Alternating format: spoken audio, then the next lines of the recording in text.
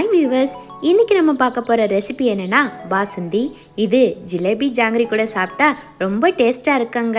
வாங்க எப்படி பண்ணுறதுன்னு பார்க்கலாம். நான் இன்றைக்கி 1 லிட்டர் பால் எடுத்திருக்கேங்க. 1 லிட்டர் பால் பாசுந்தி 4 பேருக்கு பத்தோங்க. பால் நல்ல சுண்டை காய்ச்சிட்டே இருங்க. பால் நல்லா கொதிச்சு வந்துருச்சு. இந்த ஸ்டேஜில் 2 டேபிள் ஸ்பூன் சுகரை ஆட் பண்ணிக்கோங்க.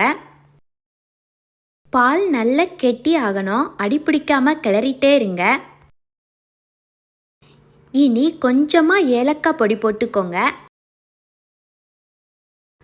பால் ரொம்ப கெட்டி ஆயிடுச்சு.